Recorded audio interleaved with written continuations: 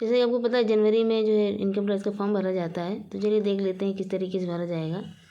तो सबसे पहले देखिए जैसे लिखा हुआ है month and year, grade pay, basic पे, DA, HRA, अदर्स, ग्रॉस पे, NPS employer, GIS, advance income tax and others. ठीक है, तो सबसे पहले क्या करना है, हमें जो है मार्च से लेकर के हमें फरवरी तक का सारा हमें सैलरी का विवरण देना है इसमें। ठीक है, तो सबसे पहले हम क्या करेंगे, जो है अपनी जो है सैलरी स्लिप डाउनलोड कर लेंगे और उस सैलरी स्लिप में सारी डिटेल्स दी गई होती हैं कि आपकी DA कितना है, HRA कितना मिल रहा है, आपकी ग्रॉस पे सैलरी कितनी है, आपको कितना NPS कट रहा है या GIS कितना कट रहा है, ग्रुप इंश्योरेंस कितना कट रहा है। ठीक है, ये सब चीज़ें उसमें दी गई होती हैं। चलिए हम देख लेते हैं, जैसे हमने जिसमें दिया है मार्च का। ठीक है, तो ग्रेड पे है 4200, हम लोग ग्रेड पे इधर लिख देंगे। उसके बाद बेसिक पे होता है यानी मूल वेतन, उसको नोट कर देंगे। डियरनेस अलाउंस बोलते हैं जिसको बोलते हैं यात्रा भत्ता। ठीक है, तो वो हमने लिखा। HRA हाउस रेंट अलाउंस यानी मकान किराया भत्ता जो आपको मिलता है। तो ये मकान किराया भत्ता वेरियस रहता है हर जगह, जैसे कि गांव में थोड़ा कम मिलता है, शहर थोड़ा ज़्यादा है। और ग्रॉस पे सैलरी में हमें वो सैलरी रखनी है जिसमें कि इसमें आपकी सैलरी पूरी आती है बिना कटे हुए। जैसे NPS और GIS, एडवांस इनकम टैक्स, ये सब बाद में कटेगा।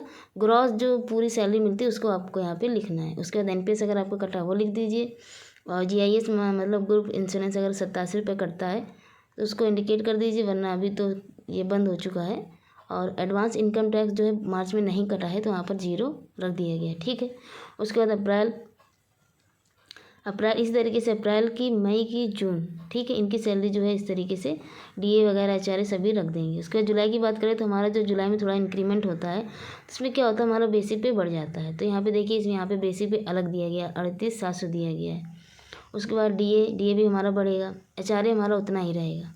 उसके बाद जो हमारी सैलरी वो भी थोड़ी बढ़ती है। ठीक है, उसके बाद देखिए GIS वगैरह कटा नहीं, उस महीने में कुछ भी नहीं कटा। ये सब सारी डिटेल आपकी सैलरी स्लिप में होती हैं। और एडवांस इनकम टैक्स 500 रुपये कटा है। ठीक है, इस तरीके से होगा। जुलाई के बाद जो है अगस्त, सितंबर, अक्टूबर, नवंबर में सारी सैलरी जो है उसी तरीके की रहेगी।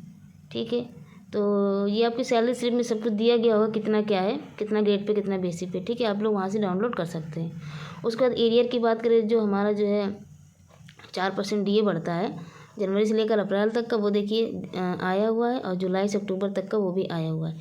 तो ये DA वगैरह है तो अधिकतर जो है सैलरी अकाउंट में ही आता है, तो उसको भी आपको यहाँ पर शो करना पड़ेगा। और जो बोनस आता है वो भी आपको यहीं पर शो करना पड़ेगा। देखिए इसमें बोनस आया है 6,908 रुपये। ठीक है, उसके बाद इसमें क्या है, सारी चीज़ें जुड़ जाएंगी। ग्रॉस पे सैलरी बन जाएगी 6,91,580। ठीक है, और जो एडवांस इनकम टैक्स है वो हो जाएगा 5,000।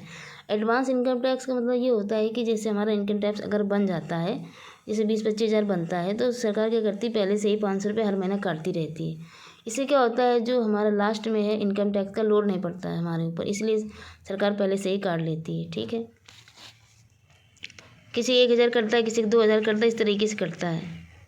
चलिए आगे देखते हैं। इसके बाद जैसे कि इसमें दिया गया, अब आपको क्या करना है, ये पुराने उससे भरा गया है, ओल्ड टैक्स रिजीम है, तो उसमें आपको सैलरी जो है 5 लाख से नीचे करनी है। देखिए इसमें दिया गया है जैसे कि 2.5 लाख से लेकर के 0% है। उसके बाद 2.5 लाख 1 से लेकर के 5 लाख तक है 5% लगेगा। उसके बाद 5 लाख 1 से लेकर के 10 लाख तक 20%। ठीक है, तो चलिए देखते हैं। तो इसका मतलब अगर हमारी सैलरी 5 लाख से नीचे हो जाती है तो इसका मतलब हमारा 0 टैक्स लगेगा। अब हम बात करते हैं 80C बचत। तो इसमें क्या है, सरकार जो है एक 80C की बचत, धारा 80C उसके अंतर्गत आप 1.5 लाख की बचत कर सकते हैं। ठीक है, तो जैसे कि NPS, तो NPS मेरा इधर कटा नहीं है, तो जो है हमने इसमें 0 रखा हुआ है। और GPF भी नहीं कटा, GIS यानी ग्रुप इंश्योरेंस नहीं कटा। पहले करते थे 87 रुपये हर मंथ, बट अब ये बंद कर दिया गया है। उसके बाद LIC। ठीक है, तो LIC आपने जो भी करवाई हुई है 1 साल में, मंथली या जिस हिसाब से भी है, टोटल 1 साल की जो भी आप पे करते हो वो पूरा यहाँ पर अमाउंट लिखना है। उसके बाद NSC अगर आपने करवाई उसको यहाँ पे लिख दीजिए। PPF में आपने जितना अमाउंट जमा किया है। उसके बाद ट्यूशन फीस हो गई, होम लोन का मूलधन हो गया, वो भी यहाँ लिख सकते हैं। सुकन्या समृद्धि योजना अगर आपने स्टार्ट करी उसका अमाउंट लिख सकते हैं। ठीक है, मतलब आपको टोटल इसमें आपको जो है 1.5 लाख की ही छूट मिलेगी। ठीक, तो अब हम देखते हैं। तो मकान किराया छूट, जो मकान किराए की रसीद लगी 16,080 रुपये मुझे छूट मिला है। ये देखिए 1340 के हिसाब से 1680 मिलेगा, तो आपको मैक्सिमम इतना ही छूट मिल सकता है। आपको मकान किराया 2000 3000 कितना भी हो सकता है, लेकिन आपको जो छूट मिलेगी मैक्सिमम छूट वो 16,000 रुपये मिलेगी।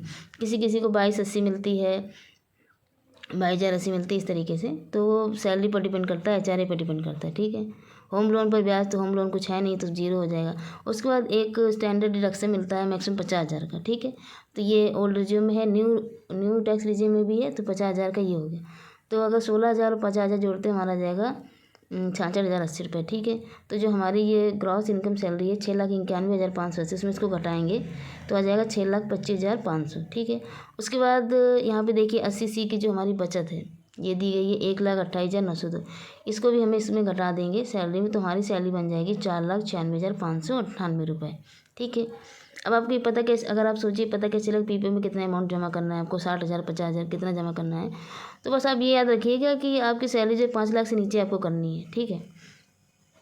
अगर आपकी सैलरी 5 लाख से नीचे करना है तो आप अपने हिसाब से यहाँ PPF में अमाउंट जमा कर सकते हैं कैलकुलेट करके कि आप 80 करना चाहेंगे। तो देखिए अगर मैं 71,000 PPF में जमा करती तो मेरे इधर जो है 5 लाख से नीचे चली जाती, लेकिन मैंने 75,000 जमा कर दिया है, ठीक है।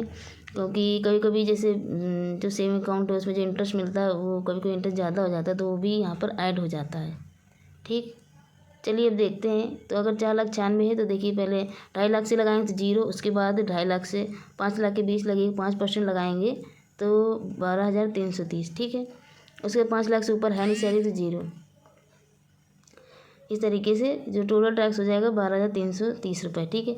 87A की अंतर्गत छूट मिलेगी, तो 12,500 छूट मिलती है तो ये ऑलरेडी 0 हो जाएगा। अगर आपको टैक्स बनता तो जो है 4%, अगर मान लीजिए आपको 5,000 टैक्स बन जाता है तो 4% अलग से आपको जो है शिक्षा उपकर देना पड़ता, शिक्षा पर भी टैक्स लगता है। लेकिन यहाँ पे टैक्स 0 होता है, आपको कोई भी यहाँ पे टैक्स नहीं देना, ठीक है। उसके बाद जो है घटाएं अग्रिम कटौती, अग्रिम आयकर। अग्रिम आयकर मतलब होता है एडवांस इनकम टैक्स। तो देखिए जैसे यहाँ पे 5,000 रुपये मिला हुआ है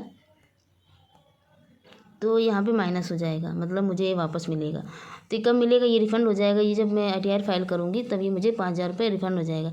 इसलिए क्योंकि मेरा यहाँ पर एक भी टैक्स नहीं बना है, तो मुझे जो सरकार ने मेरा एडवांस टैक्स काटा है वो मुझे वापस मिल जाएगा, ठीक है। तो अगर आपको वीडियो अच्छा लगा तो बताइएगा, अगर आपको कोई जानकारी चाहिए तो प्लीज़ कमेंट ज़रूर करें।